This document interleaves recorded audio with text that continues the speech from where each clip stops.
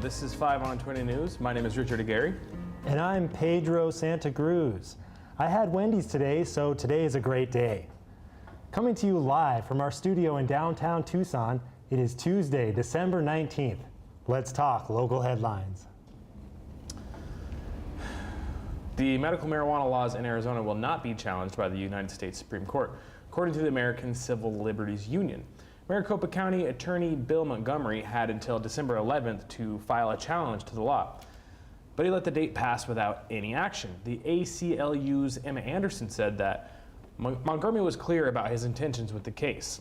He wanted to shut down medical marijuana in Arizona and throughout the country. She says that Montgomery spent 5 years of litigation trying to use the law against the voters' will, and that this effort failed. In 2016, the Arizona Court of Appeals ruled that federal law prohibiting marijuana does not void Arizona's Medical Marijuana Act. The court followed up with a more layman-friendly ruling stating that your sticky icky is safe. Not for long, Rich. Not for long. An Arizona Court of Appeals ruled that a public employee's private cell phone records can be considered public records if the employee used the cell phone for a public purpose. The case stemmed from a car crash in 2012 involving John and Robin Lunny. When their son died, the couple requested cell phone records from 2 Department of Public Safety employees. Past elected officials and government workers have refused to hand over records, including text messages and messages on social media accounts, because they claimed that it was not public. Now, it could potentially be a felony if a public worker refuses to hand over the records.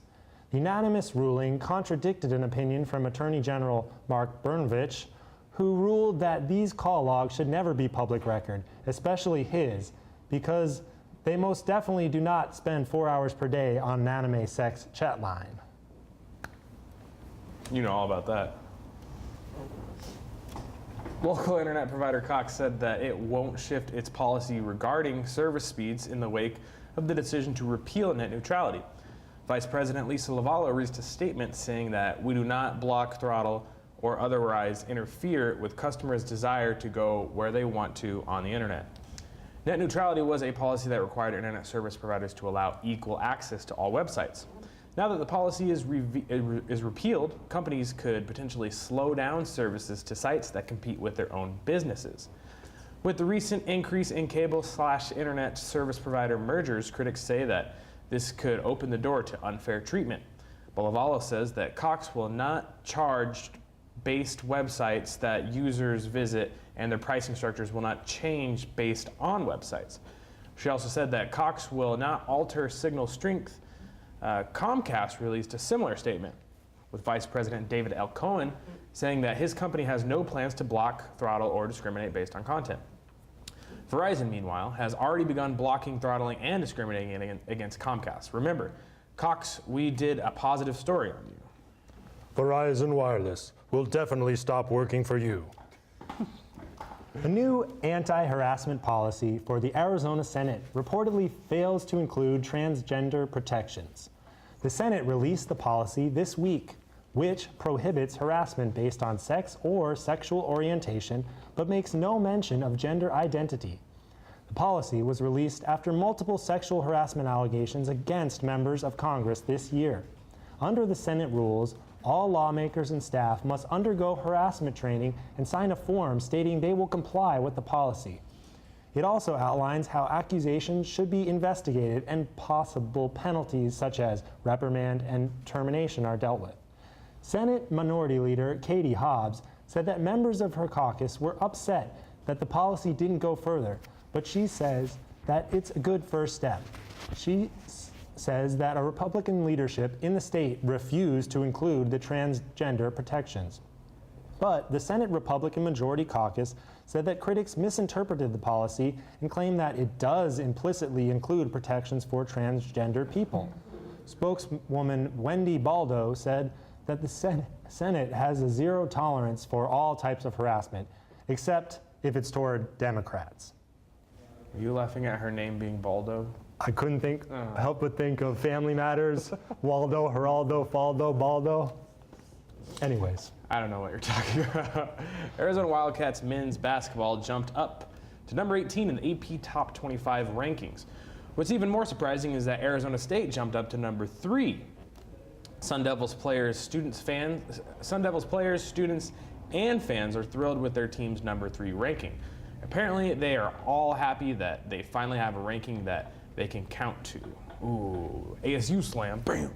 On a good day. Bam! Double slam. The endangered Gila top minnow fish has returned to the Santa Cruz River near Tucson after being gone for about 70 years. The Arizona Department of Game and Fish says the return is most likely due to improvements in wastewater treatment facility near Nogales, which had been releasing effluent into the river before the improvements. Wildlife experts had expected the return of other endangered local fish, such as the longfin dace, but were still excited with the minnow's return.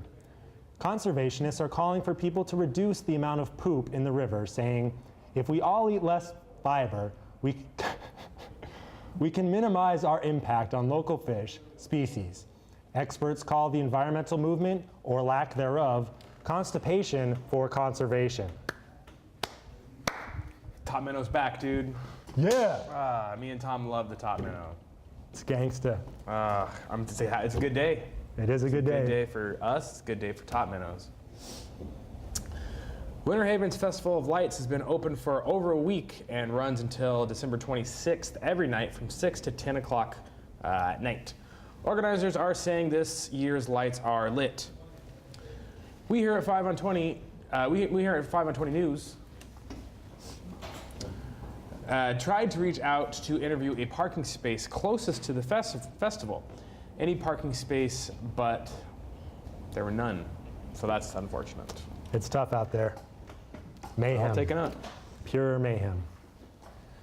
Earlier today, the House passed the Republican tax bill that would lower taxes on corporations, lower the tax rate for the highest earners, and provide new tax benefits for the middle class. The bill will cost about $1.5 trillion, though through providing the permanent cuts for corporations and temporary cuts for individuals. The bill will now be voted on by the Senate either later tonight or early tomorrow. Republicans say they have enough votes in the Senate to pass the bill and have Vice President Mike Pence on hand to cast a tie-breaking vote if needed. The vote was largely passed along party lines, with all Democrats voting against, along with a handful of Republicans. Under the bill, the corporate tax rate would be cut to 21% from the current 35%. Republicans say that this will help spur economic growth through higher wages and more hires. The top tax rate would be also cut from the current 39.6% to 35%. Some exemptions for the middle class, such as the child tax credit, would be increased, but they will expire in 2025. The corporate tax cuts, of course, will be permanent. Corporations celebrated the vote by laying off 20% of their staff and hiring them back at half their wages. That all sounds very official. And efficient. I just wish I knew what it meant. United States corporations have already begun enjoying the winnings from the Republican tax bill by announcing over $70 billion in stock buybacks. Here it is again, the Republican tax bill. The buybacks are used by corporations to inflate their stock price, therefore increasing their own shares. This rewards major investors and executives who own high amounts of stock. Since the Senate passed its version of the tax bill, 29 corporations have announced the buybacks. According to a new report by Senate Democrats, the report was based on public statements of company executives and shows that buybacks had actually decreased before the recent surge. In the entire second quarter of 2017, $120 billion in buybacks were made by corporations. In comparison, $70.2 billion in buybacks were made in just 10 days. Also, as part of the tax bill, the same corporations will be able to bring back trillions of dollars from overseas at a discounted rate. Republicans have claimed that their tax bill, which cuts corporate taxes, will benefit workers because companies will raise wages and hire more. However, corporations such as Pfizer and Coca-Cola had already stated that they planned to use the savings to finance stock buybacks rather than employee wages. They also say that they'll use the savings to throw a dump truck full of money into the Great Lakes because it'll be, quote, cool. That does sound pretty cool. That sounds pretty cool. I gotta give them that. I think I could use a little bit of that. What about you? You could use a little bit of dump trucks into a lake? No, the money in the dump trucks. Oh, okay. All right. The Trump administration is taking down the White House petition site, but promised to release a new site next year. The We the People website was launched by President Obama back in 2011 with the promise that his administration would answer any petition that reached 100,000 signatures. So far, the Trump administration has not acted on any of the petitions exceeding 100,000 signatures. Trump officials said that they will begin responding when the new site goes live. They expect it to go live on January 2021 or Trump wins again, January of 2025. They say by that point, the internet will live inside of our brains and that it will save taxpayers $1.3 million per year. Slow down there. Trillion. Oh, million. A little bit anticlimactic, I know.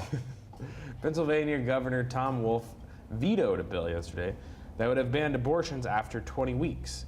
Wolf called the bill a vile assault on women's abilities to make their own decisions, their own health care. Under current Pennsylvania law, abortions cannot be carried out after 24 weeks, except in instances where the mother is in danger. Critics like Republican Party spokesman Greg Manns says Wolf was a puppet of Planned Parenthood. The United States House passed a similar bill earlier this year, but it's unlikely to pass because Republicans have such a slim majority in the chamber. If the bill fails, Republicans will introduce a follow-up bill that outlaws abortions, a piece of legislation before 20 weeks of gestation. I get it. That's funny. You're so smart, dude.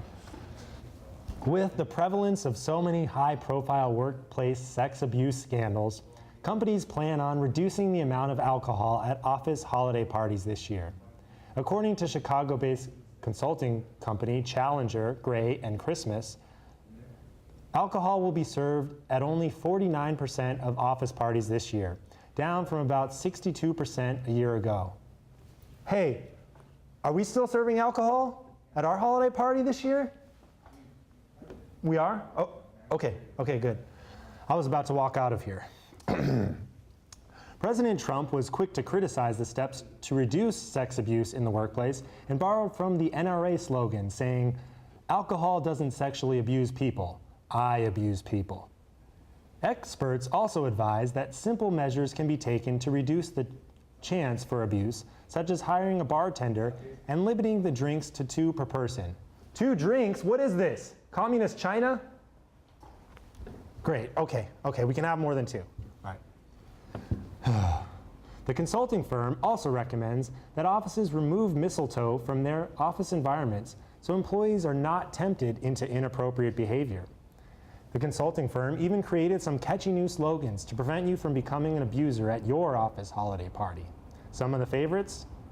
Mistletoe, the gateway parasitic weed of sexual assault, and 2 drinks or less and you won't molest. I wanted to take a moment to talk to you about the program you're watching right now. Here at 5 on 20 News, we are undertaking a new kind of citizen journalism. We're going to give you the news as we see it, and we want more people to speak up with us. We need writers, hosts, anchors, camera people, sound people, all of the positions. We need people to help us. The times require a new way of informing ourselves, so join us. Do it now. Email us at creativetucson.org to get involved, and if you think that there's a story we're missing, or somebody we should interview, or something that we should do, then email us at creativetucson.org. We're here for you, and we want to cover all stories from all points of view, so don't be strangers. You know, my cat threw up 2 times yesterday. Why didn't that make the news? See, we should get in there and get to the bottom of this. Well, I got to the bottom of the throw-up pile yesterday, but didn't really help me, you know? This was 5 on 20 News with Pedro Santa Cruz. Hi, my name is Richard Gary. So while you're on your computer, go ahead and like this video, share this video, subscribe to our YouTube channel.